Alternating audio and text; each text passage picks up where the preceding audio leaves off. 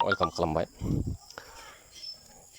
दिनैनि मिउचुवेल फान्डआव मैया आं बुंनाय बायदियैनो दिनै आं लस नुमारबाय। आं मिन्थिखादोंमोन जे मार्केटफोरनि जिथु कन्डिसन बेखौ नायनानै दिनै लस जागोन होननानै आङो मैया एनालाइस खालामखादोंमोन। गमामायैनो नुमारबाय दिनै लस जानो मारा। दिनैनि लसआ आं देखायनोसै माबायदि लस जादों। नाय, दिनैनि लसआ 417 माने 400 थाखा लस जाबाय दिनै। दा बबेयाव बेसेबां लस जादों आरो सोर बांसिन लस जादों आं बेखौ देखायनो। दा भिडिअखौ जोबजासे नायलांबाय थादो। बिदिब्ला सानफ्रामबो प्रफिट जाबाय थाया होननानै बुंखादों आङो। जोङो प्रफिट जाबाय थायोब्ला खोब जायोब्लाबो सानथाम सानब्रै जागोन आरो बेनि उनावनो जोङो लस नुफिननो गोनां जायो। बेबायदिनो लसखौ खम नुलांबाय थागोन, प्रफिटखौ जों बांसिन नुलांबाय थागोन। जोङो लसआनो जा प्रफिटआनो जा जों बेवहाय मथ'दि जोंनि जिथु इनभेस्टिं खालामनाय SIP, बे SIPआ मान्थलि इनभेस्ट जाबाय थाबानो जाबाय। मान्थलि जेसेबांनो इनभेस्ट खालामनो हागोन, SIP खालामनो हागोन, एसेबांनो जोंनि एमाउन्टआ जिथु केपिटेल इनभेस्टेड एमाउन्ट बियो बारायलांबाय थागोन। इनभेस्टेड एमाउन्टआ बारायलांबाय थायोब्लानो माने जेसेबां इनभेस्टेड एमाउन्टआ जोंनिया गोजौआव थांबाय थागोन एसेबांनो पावाराबो बारायगोन। SIPनि कम्पाउन्डिं पावारा बेनो। कम्पाउन्डिं पावारा जोबोद मोजां। नोंनि इनभेस्टेडआ जेसेबां माने बुरजा जागोन, जेनेबा नोंनि इनभेस्टिंआ 10 लाख जानाय लोगो लोगो बेनि कम्पाउन्डिं पावारा माने इन्टारेस्ट जिथु प्रफिटआबो गोबां नुनो मोननाय जागोन बे समावहाय। ओंखायनो होनदों दासान्दि नोङो इनभेस्टल' खालामबाय था, जेसेबां हायो एसेबां इनभेस्टल' खालामबाय था। अब्लाना नोंनि प्रफिटनि जिथु भेलु, प्रफिटआ नोंहा सानसेयावनो इनभेस्टनि जिथु एमाउन्टआ गिदिर जायोब्ला प्रफिटनि एमाउन्टखौबो नोङो गिदिर नुनो मोननाय जागोन सानसे समाव। बेनो SIPनि पावारा बेनो। नोंनि राङा जेसेबां जमा जायो एसेबांनो प्रफिटआबो बेबायदिनो गिदिरनिफ्राय गिदिर जालांबाय थागोन। दिनैनि लसआ 400 बा बै समनि गिदिर एमाउन्टनि बै समनि माने 10 लाख गाहामनि जिथु प्रफिटनि बा लसनि माने परिमाणाबो गिदिर नुनो मोननाय जागोन। लसखौबो बै समाव 1000, 2000, 3000, प्रफिटखौबो बै समावहाय 4000, 5000 बेबायदि जोङो नुनो मोननाय जागोन। अब्ला जोंनि SIPआल' माथ्र इनभेस्टेड एमाउन्टआल' बुरजा जालांनो हाग्रोनांगौ दा। अब्लानो जोङो जितु SIPनि पावार अफ कम्पाउन्डिं बेखौ जोङो बेनि पावारखौ जों नुनो मोननाय जागोन उनावहाय। बिदिब्ला बेखौथ' दा एसेबाबो बुजिना मोनबाय। मान्थलि SIP खालामनायनि पावारा माबायदि बेखौथ' बुजिबाय। दा आङो जास्ट मोनबेसे SIPआव दिनै लस जादों बेखौ नायनोसै।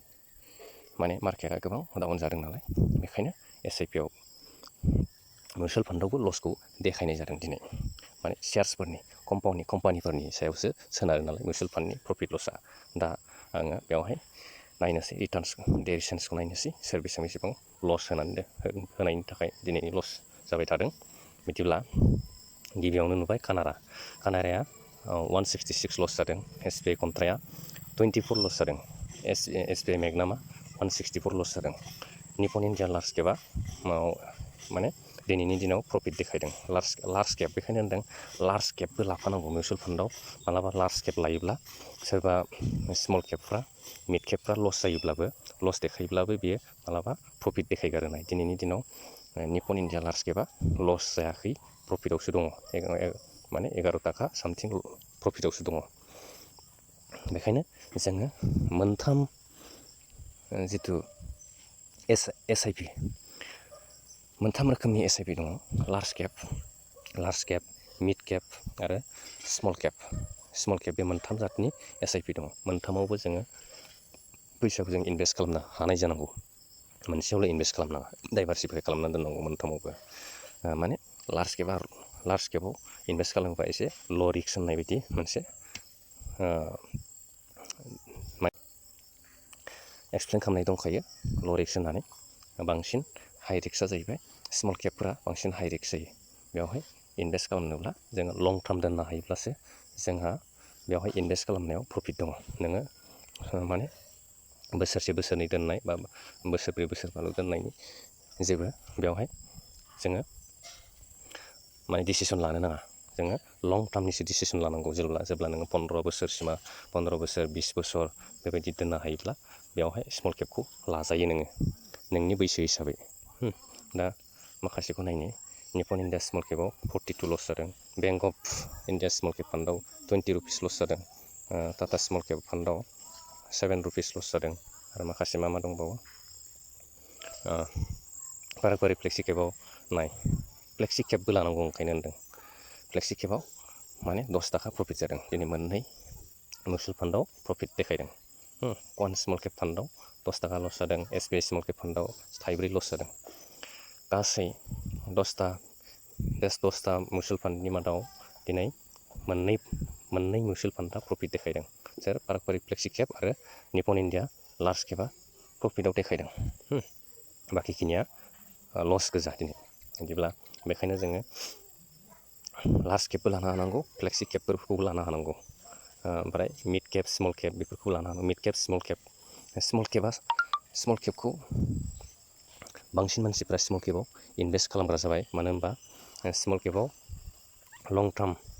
लं टार्म जुदि लानो हायोब्ला गोबां माने रिटार्न जायो। बांसिन रिटार्न जानो स्मल केपआव गोबां बोसोरसिम जुदि इनभेस्ट खालामबाय थानो हायोब्ला स्मल केपआव गोबां रिटार्न मोननो हायो।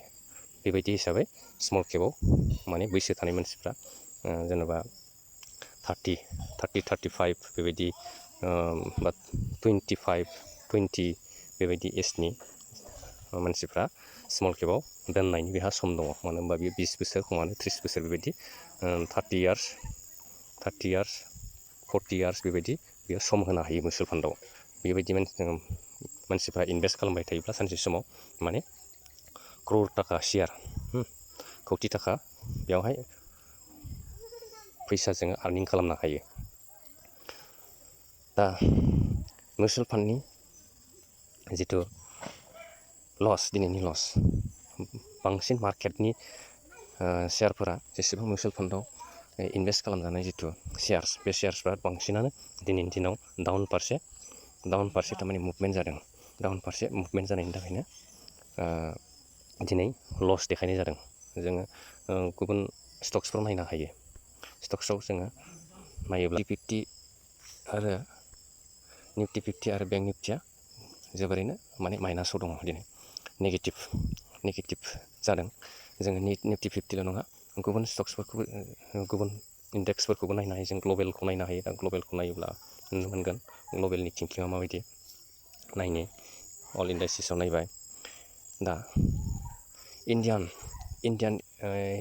इन्डास्ट्रिसफ्रा माबायदि पारफरमेन्स देखायदों नाय। गासिबो रेड गोजा, गासिबो गाहाय फारसे दिनै नेगेटिभ गोजा गासिबो। बेंक निफ्टियाबो निफ्टि बेंकआबो निफ्टि 50आबो निफ्टियाबो सेन्सेक्सआबो मिड केपआबो निफ्टि नेक्स्ट 50आबो 100 निफ्टि 100आबो निफ्टि मिड केप 100आबो गासिबो नाय टटेलि दिनै मार्केटआ डाउन जादों। सोरनि थाखाय जादों नाय माबायदि ग्लबेल इन्डास्ट्रिसआव आङो देखायनि।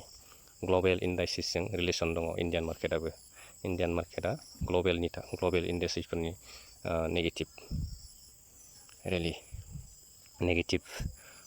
नेगेटिभ गासिबो नाय। डाउ जन्सआबो नेगेटिभ, नेस्टेक्सआबो नेगेटिभ, डाउ जन्स नै S&P 500 निकि हेंसें डेक्स गोबां गासिबो टटेलि माने ग्रिनावनो गैया। दिनैनि मार्केटआ डाउनावनो गासिबो स्टक्स गासिबो इन्डेक्सआनो डाउनाव गोजा। बेखायनो दिनैनि जिथु स्टक्सनि पारफरमेन्स बिसोरबो डाउनाव गोजा। दा डाउनाथ' माबा मोनसे निउसनि थाखाय डाउन जानो हागौ। माबा मोनसे गाज्रि निउसनि थाखाय डाउन जानो हागौ। दा सानफ्रामबोथ' डाउन जाबाय थाया, लासैनो रिकभार जाफिनगोन बेफोरो। दिनै जोङो डाउन जायोब्लाबो मिउचुवेल फान्डआव एसेबां गिनो गोनां दरखार गैया। जोङो मिउचुवेल फान्डआव इनभेस्ट खालामबाय थानो हायो। जेसेबां बोसोरसिम इनभेस्ट खालामनो हायो लं टार्मावहाय जोङो डाउन जानायजों खोथा गैया। लं टार्माव जोङो प्रफिटखौनो नुनो थांखागोन जोङो। लं टार्माव प्रफिट नुब्लानो जाबाय आरो टटे। बिदिब्ला दिनैनि मार्केटनि सेन्टिमेन्ट हिसाबै लस देखायबाय। जिखिनि लस जाबाय बेखौबो आङो दिनै नोंसोरनो एक्सप्लेन खालामनानै खोन्थाबाय माबायदि लस जायो माबायदि प्रफिट जायो। अब्ला दिनैनि भिडिअ'आ बेखिनियानो। आं दिनै भिडिअ'खौ बेखिनियावनो जितु आंनि मिउचुवेल फान्डनि पर्टफलिअ बेखौ देखायनाय जाबाय नोंथांमोननो। दा आंना प्रफिटआ दिनै माइनास जाबाय माखासे दिनै 5000निबो माने आबाव थांबायमोन दिनै 4900ल' थाफिनबाय। अब्ला भिडिअखौ आङो दिनै बेखिनियावनो फोजोबबाय। भिडिअखौ लाइक आरो साबस्क्राइब खालामदो। नेक्स्ट भिडिअ लानानै फैफिनसिगोन प्रफिट लसनि। अके बिदिब्ला भिडिअखौ बेखिनियावनो फोजोबबाय। Thank you everyone.